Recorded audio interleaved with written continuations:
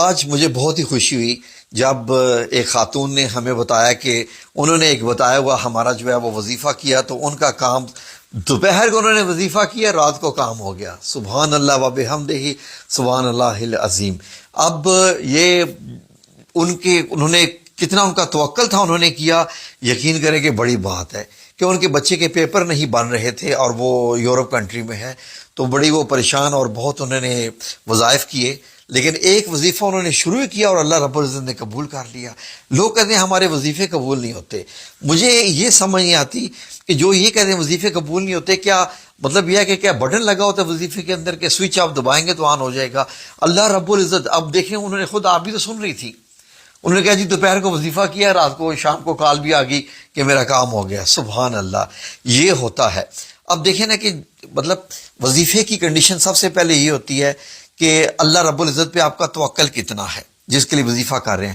اگر آپ کسی کے بتائے ہوئے خالی الفاظ دہرا رہے ہیں اور آپ صرف یہ چیک کر رہے ہیں کہ چلیں جی اس نے یہ لفظ بولے تھے، میں بھی یہ لفظ بول لوں شاید میرا بھی کام ہو جائے، ایسا ہو ہی نہیں سکتا اور ایسا کبھی ہوتا بھی نہیں ہے۔ ویسے تو اللہ رب العزت ہے، وہ چاہے تو ہندوؤں، کافروں، کرسچن جس کی مرضی سن لیں، وہ مطلب یہ ہے کہ اپنی وہ منمانی کرنے والا ہے، کسی کی مان کے وہ تھوڑی چلتا ہے۔ اللہ رب العزت کا نظام اپنا ہے قبول کرنے کا۔ تو اتنا آسان انہوں نے عمل کیا، دوپہر کو کیا اور رات کو ان کو کال آ گئی، اور ماشاءاللہ جناب کہ اتنی بڑی خوشخبری ان کو مل گئی۔ اب وہ میرا شکریہ ادا کر رہے ہیں، میرے کہاں سے شکریہ، میں نے کیا کیا ہے؟ میں ان میں سے نہیں ہوں جو لوگ کہتے ہیں جی کہ میری گارنٹی ہے، میری گارنٹی ہے، وظیفہ کرو آپ کا قبول ہو جائے گا، نہ ہوا تو میری گارنٹی ہے۔ کیوں بھائی؟ کہ اللہ رب العزت نے تم لوگوں کو نائب لگایا ہوا ہے دنیا میں کہ تم لوگ اپنی گارنٹی دے رہے ہو، کسی کی کوئی گارنٹی نہیں ہوتی۔ اللہ رب العزت خود وہ مالک کل ہے، سب اختیارات اسی کے پاس ہیں، ہوا علی کل شیء قدیر ہے۔ تو یہ بات کہاں سے آگی کہ لوگ گارنٹی دیتے ہیں؟ البتہ یہ ہے کہ الفاظ کے چناؤ بہترین ہونا چاہیے، اور اس کے بعد یہ ہے کہ وظیفہ دینے والے کی نیت کیسی ہے، اس کا اللہ رب العزت کے ساتھ کیا معاملہ ہے، اور جو وظیفہ کرنے والا ہے اس کا توکل کتنا ہے۔ اب وہی وظیفہ ساری دنیا کرتی ہے، ان کے نہیں قبول ہوتے۔ اتنا آسان، جیسے کہ میں بھی آپ کو بتاتا ہوں کہ جو نماز پڑھنے والے ہیں ان کے وظیفے جلدی قبول ہو جاتی ہیں۔ جو نماز 5 وقت کی پڑھتا ہے وہ ہر نماز کے بعد 21 بار یہ کلمات دہرا دے جو میں بتانے لگا ہوں، 21 بار ہر نماز کے بعد، تو اس کا زیادہ اثر ہے۔ اور باقی اگر کوئی ایسا اس کو وظیفہ کرنا چاہتا ہے تو وہ اول آخر درود پاک 3 بار درود پاک اور 313 بار پڑھ لیں، یعنی 3 تسبیحیں پڑھنی ہے، 13 اوپر پڑھنا ہے۔ تو کلمات بھی اتنے آسان ہیں، بولتے ہوئے بھی مزہ آتا ہے۔ کلمات دیکھیے، سنیے کتنے خوبصورت ہیں۔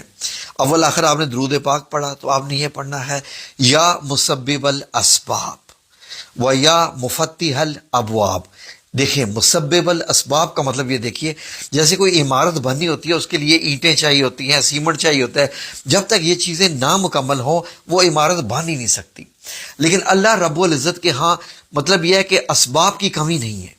اب اس نے کیا دنیا بنائی ہے، تو دنیا بنانے کے لیے کسی جگہ سے اللہ رب العزت کہیں سے مٹی لایا ہے، کہیں سے پانی لایا ہے، کہیں سے کچھ نہیں، وہ تو کن فیکون کا معاملہ ہے۔ تو اللہ رب العزت کو اس کی شان کے مطابق آپ بتا رہے ہیں کہ یا رب العزت تو اسباب کے بغیر بھی جو ہے وہ چیز پیدا کرنے والا ہے، تو سبب کے بغیر بھی کوئی چیز بنانے والا ہے۔ یا مسبب الاسباب، آپ نے دیکھیں کتنے خوبصورت طریقے سے رب کو پکارا، اور ساتھ آپ نے یہ بھی کہہ دیا یا مفتح الابواب۔ مفتح عربک میں چابی کو کہتے ہیں، تالے کو کہتے ہیں۔ چابی کو جو ہے نا عربی کا جو لفظ ہے اسی سے لفظ افتاح نکلا ہے۔ افتاح کا مطلب ہوتا ہے کھولو، ٹھیک ہے جی۔ جیسے مسجد میں داخل ہوتے ہیں آپ دعا کرتے ہیں یا اللہ میرے لیے رحمت کے دروازے کھول دے، اسی طریقے سے اردو کا لفظ افتاح سے افتتاح نکلا ہے کہ شروع کرنے والا۔ تو جب آپ کہتے ہیں نا یا مفتح الابواب، فار ایگزامپل آپ سمجھتے ہیں کہ آپ کے سامنے دروازے بند ہیں، آپ کی ساری جو ہے وہ دعائیں واپس آ رہی ہیں، دروازہ بند ہے، داخل نہیں ہو رہی، آپ کے کاموں میں بندش ہے، رکاوٹ ہے، تو جب آپ نے یہ کہہ دیا نا یا مفتح الابواب، کہ آپ نے یہ کہہ دیا کہ یا رب العزت تیرے پاس تو ہر بند دروازے کی چابی ہے، کیا خوبصورت آپ نے الفاظ ادا کر دیے، ٹھیک ہے جی۔ یا مسبب الاسباب و یا مفتح الابواب۔ اب ساتھ ایک اور کلمات اس کے ساتھ شامل کر لیں، ایک اور خوبصورت کلمہ ہے بڑا، وہ کیا ہے؟ توکلت علیک یا ربی۔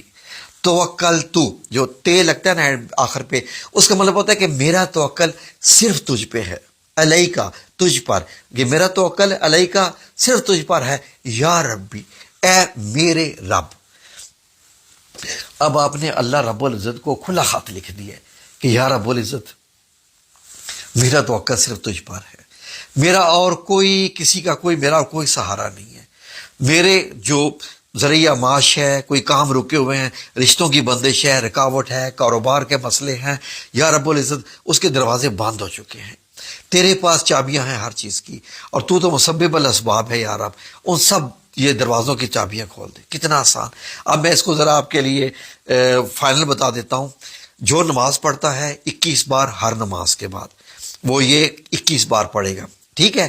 اور جو اس کو ایسا وظیفہ کے طور پہ کرنا چاہتا ہے، اول آخر درود پاک، اور اس کے بعد 313 بار دن کے کسی بھی حصے میں کر لے، صبح کر لے، شام کو مغرب کے بعد پڑھ لے، رات کو پڑھ لے 313 بار، یا مسبب الاسباب یا مفتح الابواب توکلت علیک یا ربی، یہ الفاظ